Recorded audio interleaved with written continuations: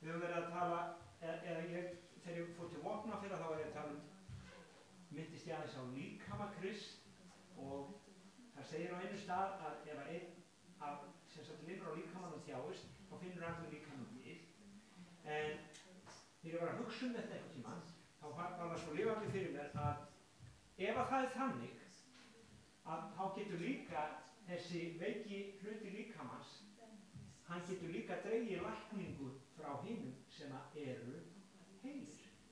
Og það snýst líkami Jesú Krist, að blóðið flæðir allan líkamann í venjulegum líkama, og sem sagt, ef einhverju hluta líkamans missa blóðflæði, þá verða þeir veikir og jafnvel deyja. Og þess vegna það að sem sagt, blóðflæðin líkamans svo nauðsynleg, og ef að sem sagt, einn þjáist, þá allur líkaminn verður var við það, og á sama hátt þegar við komum saman, að þá meðtökum við lækningu og líf hvert frá öðru. Það bara þannig. Ég veit, þekki einn frægan predikara, hann, man það ég heyrði sögur af því að það var úlingapastor hjá honum og hann sagði, úlingapastorinn var spældur af því að Benny Hinn vildi, sko það var samkoma, laugardagssamkoma og það var líka samkoma hjá fullorðnafólkinu. Svo voru svo fáir á samkomu að hann fór og lét sækja sem sagt úlingasamkomuna og koma með hana inn í aðalsalinn. Af því að hann hafi gert sig grein fyrir því að því fleiri sem voru samankomnir að það eiginlega jók eða svona, gjöfina hans og andi Guðs starfaði meira. Og þess vegna það svo líkaminn, við tökum blessun hvert frá öðru. Við tökum blessun hvert frá öðru. Í dag ætlum við að hafa brauðsbrotningu, þess vegna langaði mig að rifja upp nokkra punkta úr traustum grunni. Ég ætla að stela því frá alla sem að kennir alltaf á laugardögum traustan grunn.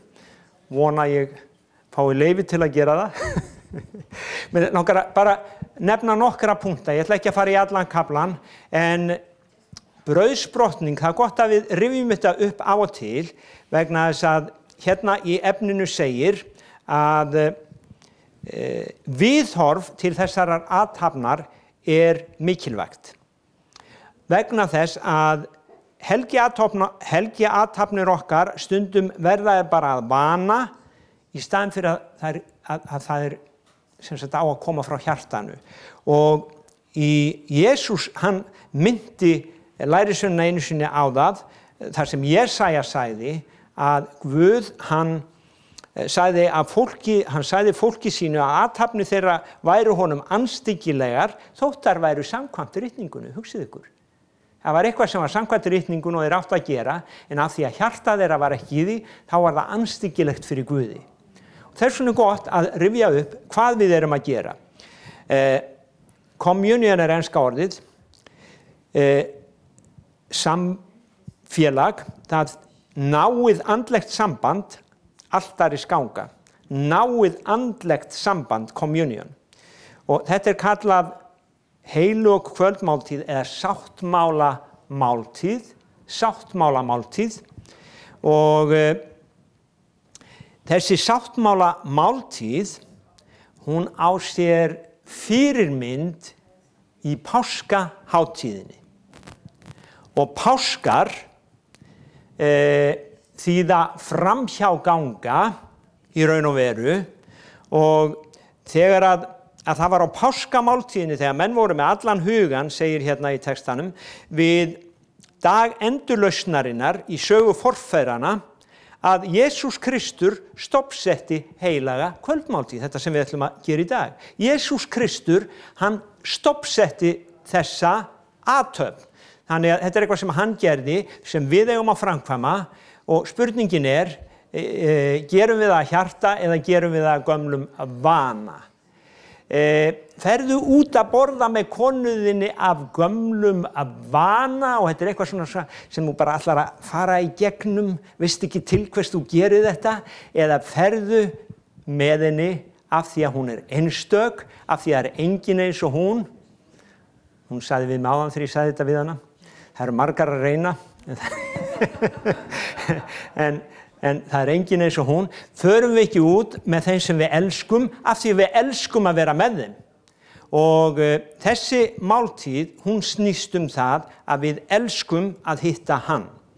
Þannig að páskarnir var eins og páskaháttíðin var, hvað segjum við, fyrirboði eða ekki fyrirboði. Það var í raun og veru hátíð sem að gyðingar áttu að halda til hvers? Til þess að minnast þess að Guð leysti þá út úr Egyptalandi. Og við lesum það í 2. Mósebók 12. kafla, 12. og 13. versi að Guð, hann leiddi þá út. Nú í 2. Mósebók, sama kafla, ég ætla að lesa þessi vers hérna. Þetta 2. Mósebók 12. kafli. Og þá sjáum við hvernig, sem sagt, af hverju þeir voru að halda páska og af hverju Jesús í raun og veru, hann breytir ákveðinni hefð og gerir nýja hefð. Það segir hér í sambandi við að minnast, þessi dagur, 14. versið, þessi dagur skal vera yður endurminningar dagur, þér skuluð halda hann sem hátíð drottins, kynslóð eftir kynslóð skuluð þér halda hann. Ef við lesum 1. Korintubréf 11. kafla og vers 25, 1. Korintubréf 11. kafla og vers 25, þá segir, sömuleiðis tók hann, nei, þetta eitthvað, hann segir, seinni hlutin, gjörið þetta svo oft sem þér drekkið í mína minningu. Gjörið þetta svo oft sem þér drekkið í mína minningu. Þannig að sem sagt, þeir voru að minnast þess og Ísraelsmenn minnast þess enn þann dag í dag að þeir voru leystir út úr Egyptalandi. Og við minnumst þess enn þann dag í dag að Jesús Kristur, hann dó fyrir okkur og leysti okkur frá syndinni.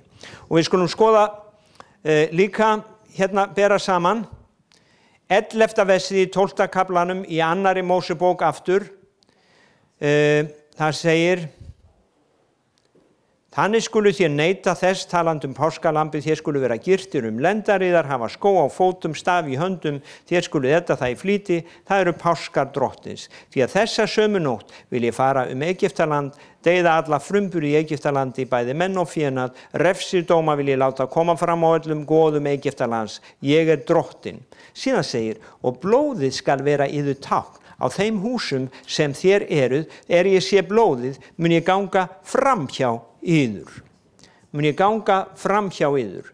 Ef við skoða aðeins Jóhannes 5:24 og sjá hérna hvað Jesús Kristur segir.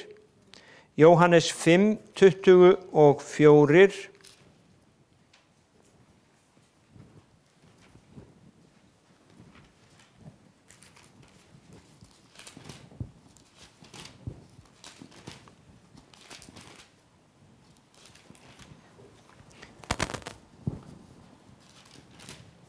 Jóhannes 5:24, sannlega, sannlega segir sá sem heyrir orð mitt, trúir þeim sem sendi mig, hefur eilíft líf og kemur ekki til dóms. Heldur hann stiginn yfir frá dauðanum til lífsins. Hann kemur ekki til dóms. Sjáðu Guð, ef við lítum aftur á söguna frá Egyptalandi, Guð var að dæma Faraó fyrir að þjaka sitt fólk. Guð var búinn að gefa Faraó í raun og veru mörg tækifæri og meiri segja áður en að Ísraels menn, Guð var búinn að sýna langlindi sitt við Egypta í 400 ár og loksins kemur dómurinn. En þá það að Guð segir við sitt fólk að hann ætla að leysa þá út og að lausnin var fólgin í því þegar dómurinn kom að þeir settu blóð á dyrastafi sína. á húsunum sem þeir voru í. Þannig að hugsið ykkur að það var bara ein leið til þess að forðast dóminn, það var að hafa blóð á dyrastöfunum. Það skipti ekki máli hvort þú varst góður, vondur eða hvað það var. Ef þú hafði blóð, þá varstu réttlættur, þá varstu ekki dæmdur með hinum. Og á sama hátt segjum við að Jesús Kristur dó fyrir syndir okkar ef að við höfum meðtekið Jesú blóð og við höfum það sem sagt á dyrastöfum hjartna okkar, þá komum við ekki til dóms. Það er tákmyndin. Þannig að heilög kvöldmáltíð, hún var stofnsett á páskahátíðinni. Og við köllum þetta borð drottins, máltíð drottins, samfélag blóð og líkama Krists. Við köllum þetta brauðsbrotningu. Lúterskir kalla þetta heilag og kaþólikkar heilagt sakramenti og heilaga kvöldmáltíð. En í Korinthubréfunum þá er okkur sagt að þá er talað borð drottins. Borð drottins. Í Korinthubréfinu 11. kafla 20. vers er talað máltíð drottins og í Korinthubréfinu 10. kafla er talað að við eigum samfélag blóð og líkama Krists. Þannig að við erum að eiga samfélag sem líkami, í raun og veru eins og ég sagði áðan, blóðið rennur venjulega líkama og núna komum við saman og við í raun og veru staðfestum það að við erum líkami og blóð hans hefur friðþægt fyrir okkur og í raun og veru að líkami Krists, það er hans blóð sem er þar.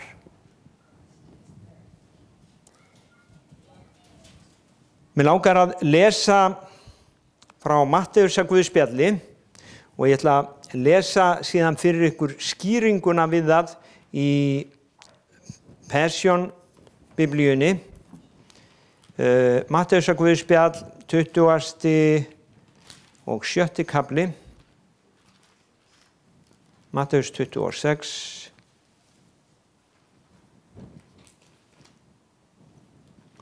Þá þeir mötuðust, tók Jesús brauð, þakkaði Guði, braut það, gaf lærisveinunum, sagði takið og etið, þetta er líkami minn. Hann tók kalegg, gjörði þakkir, gaf þeim og sagði drekkið allir hér af, þetta er blóð, mitt blóð, sáttmálans, úthellt fyrir marga, til fyrirgefningar synda. Ég segi þér héðan í frá, mun ég drekka þessum vínviði ávexti, til þess dags er ég drekk hann nýjan, með yður í ríki föður míns. Þannig að hann tók kalegg og hann bað alla að drekka af þessum kalegg og hann sagði þetta er blóð sáttmálans, úthellt fyrir marga. Og svo kemur þetta vers sem að ég man að hefur vafist fyrir mörgum, héðan í frá mun ég ekki drekka af þessum vínviðar ávexti, til þess dags er ég drekka nýjan með yður í ríki föður míns. Og það er eiginlega bara seinni árin að það hefur komið opinberun yfir þetta vers og mér langar að lesa þetta hérna úr þessari ensku þýðingu. Þá segir í 27. kaflanum, talandi það að menn hafa spurt sig, er það í himninum sem hann ætlar að drekka og hvernig stendur á því að við erum þá að hafa brauðsbrotningu hér. Það segir hérna, neðan máls, við erum núna, we are now in the realm of the kingdom of God. Við erum núna sem sagt í Guðs ríkinu. Og the Holy Spirit brings us into the body of Christ and into the reality of the kingdom of God. Heilagur andi, hann færir okkur inn í líkama Krists og inn í raunveruleika Guðs ríkisins. It is growing and increasing in scope, and every time believers drink of the cup of communion, Jesus is present with us. Já, þetta ríki það er sem sagt vaxandi, og í hvers skipti sem að hinni trúðu taka bikarinn að þá er Jesús þar. Þetta drottins borð, ekki okkar. Þetta borð drottins, ekki okkar. Og this was a prophecy of what would happen in just a matter of days from then. Þetta var spádómur sem Jesús bar fram það sem var að gerast bara eftir nokkra daga. As believers would break bread together in remembrance of what Jesus had did for them. Þegar hinni trúuðu myndu koma saman og minnast þess hvað Jesús hefði gert fyrir þá. Við sjáum það í Postulasögunum 2:42. Þeir héldu sér fast við bænirnar, samfélagi, brotning brauðsins og kenningu postulana. Og Jesus now drinks it with us in a new way, and not just once a year at a Passover time, but every time we worship him by taking communion. Jesus, hann drekkur með okkur og með okkur í hvers skipti sem við komum saman á þennan nýja hátt, ekki bara einu sinni á ári til að minnast páskana, heldur í hvers skipti sem við tilbiðjum og sem sagt tökum sáttmála máltíðina, eigum þetta samfélag sáttmála máltíðina. Þannig að hann neytir núna með okkur í Guðs ríkinu. Mér finnst þetta svo frábært. Þetta borð drottins, þetta máltíð drottins og auðvitað hlýtur hann að vera þar. Hann við sitt borð, hann borðar sína máltíð og þetta samfélag blóð og líkama Krists hinn nýja sáttmála. Þetta samfélag hinn nýja sáttmála. Að við núna blóði keypt, við börn hans, við fjölskylda, við eitt. Við hluti af líkama hans. Og þetta sáttmála máltíð. Sáttmála máltíð, við keypt, við endurleyst, við sem treystum á blóð hans og höfum leyft honum að rjóða því á hjart okkar, umskurð hjartans, við komum ekki til dóms, segir ritningin. Og þess vegna svo yndislegt að geta komið saman og minnst þess sem Jesús gerði fyrir okkur og heiðraðan. Og eins og þegar menn segja skál, einhver sagði að upprunalega merkingin að drekka minni einhvers brauðsbrotningin, að þú drekkur í raun og veru til hans, þú heiðrar minningu hans. Að það þetta upprunalega. Og við gerum það í sem sagt boðum dauða hans þangað til hann kemur. Þannig að þetta athöfn sem til lækningar og lífs. En það segir líka að ef við vanvirðum borð drottins, að þá getur orðið okkur til dóms. Og það af því að við séum svo syndug? Nei, við réttlætt fyrir blóð hans.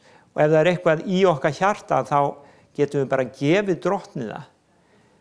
En það ekki í raun og veru biblíulegu skilningurinn að þú sért óverðugur af því að við alltaf verðug vegna þess sem hann gerði. Alltaf ef þetta hefur verið sett á hjartadyr okkar, þá við alltaf verðug. Við alltaf verðug. Og þess vegna í raun og veru staðfestum við það með þessari máltíð að við séum verðug. Og það skiptir svo miklu máli að við ætlum að hitta Jesú. Við ætlum að hitta Jesú hérna. Við ætlum að fara út að borða með honum. Við ætlum að elska hann. Ég ætla að enda á lítilli frásögn sem ég hef miðlað kannski áður með ykkur. En það gott að rifja það upp. Og það er hliðstæð saga eða hliðstæð merking, versið í Sálmi 23 segir, þú býr með borð frammi fyrir óvinnum mínum. Merkingin í þessu, stundum hefur maður heyrt predikað út frá þessu, en upprunalega merkingin það sem gerðist og ennþá að gerast í Miðausturlöndum.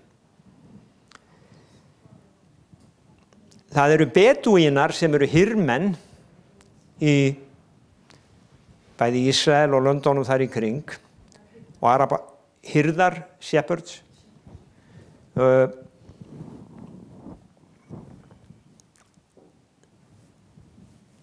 Að þá hafa þeir svona athöfn eða máltíð sem kallast súla.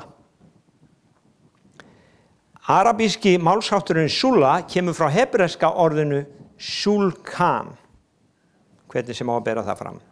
Á og til lestum það í ísraelskum dagblöðum að súla hafi verið gert milli ættbálka og fjölskyldna, þar sem missætti hefur átt sér stað, í þeim tilgangi að ná sáttum. Og hvernig virkar þetta? Segjum að ungur maður frá einni fjölskyldu særi annan frá annarri fjölskyldu, það geti bara kallað á blóðbað í litlu samfélagi. Og eina leiðin til að koma í veg fyrir átök að leysa ágreiningin, ná sáttum milli fjölskyldnanna. Það tilgangurinn með súla.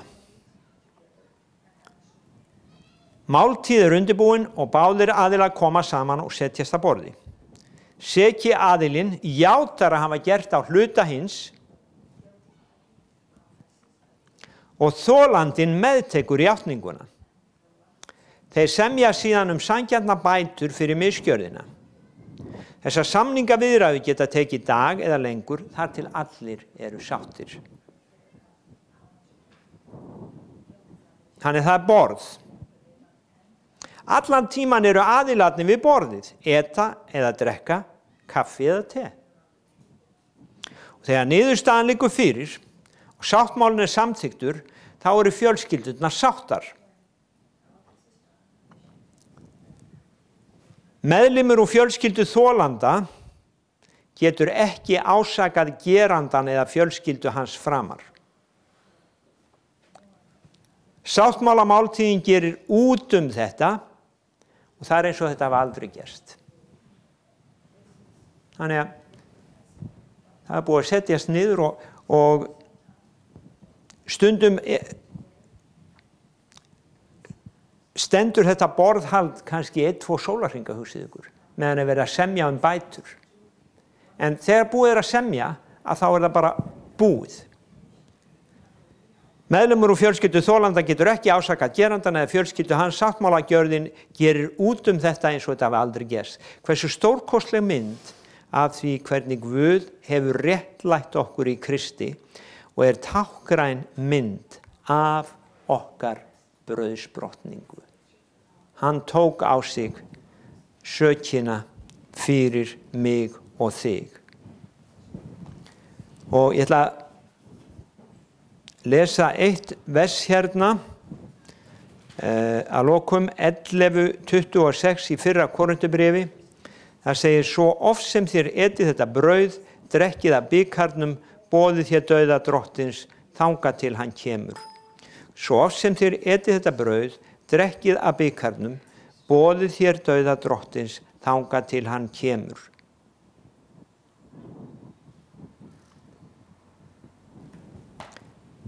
Þannig að við minnumst og við boðum og við segjum að í dag laust frá þrældómi, sjúkdómum, synd, öllu sem þjakar okkur.